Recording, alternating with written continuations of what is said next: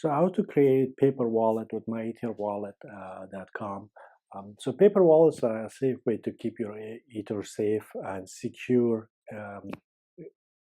in your own position compared to online wallets and everything else out there. So what you do, you go to myetherwallet.com.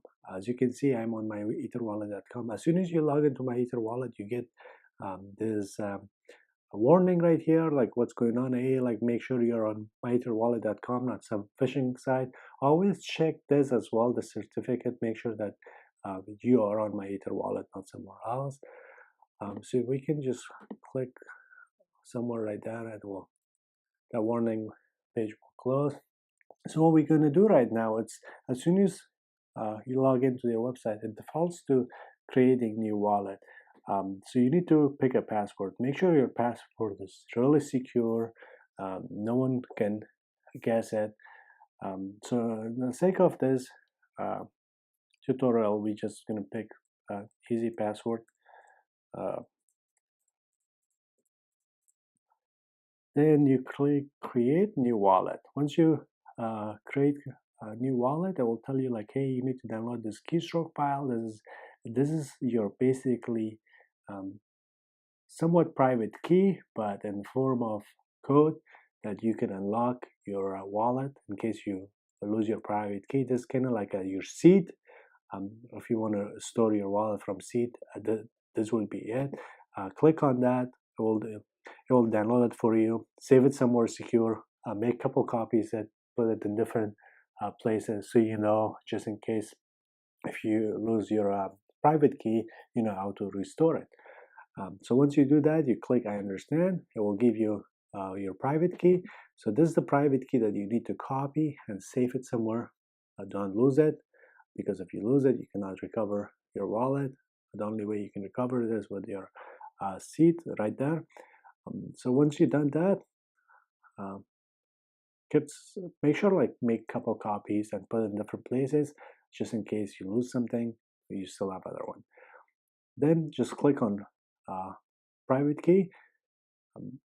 Print your wallet, and it will come up like, hey, if you want to print this, you can print your wallet. And so this is your public key. This is this code right here, and this one right here. This is your address. This is your public address. So if this is like your account. If you want to tell someone like, hey, send me some money, this is the one that you're going to give them. This part right here. This one right here, where it says your private key, and this part right here, your private key, that's what you keep to yourself. You keep it secure. You don't share it with anyone, because if someone knows that, they can log into your account and send you money. So it's kind of like this is your identity, and this is your bank account.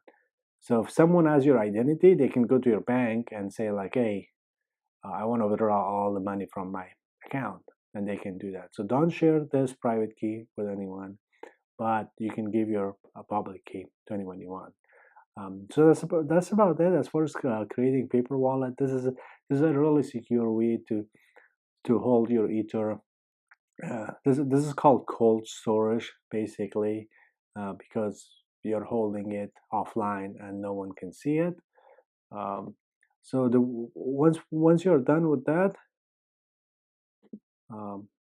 then you can come back.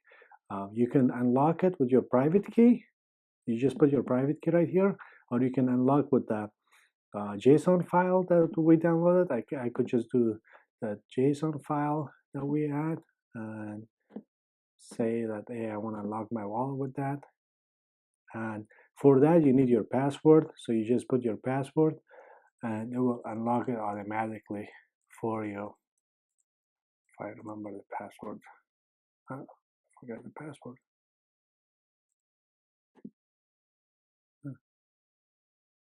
Anyway, make sure you don't forget the password for that.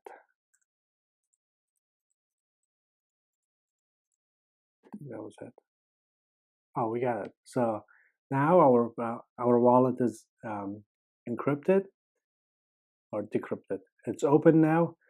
You can go check your what happened here. Okay, let's do this.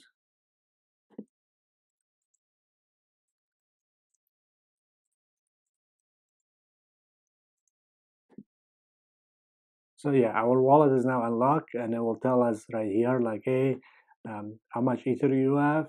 You can look your address, your public address in the Ether scan if you want. And if you want to send something, you can do that as well. And this is your public key right there. Yeah, that's about it. It's really simple. It's really easy.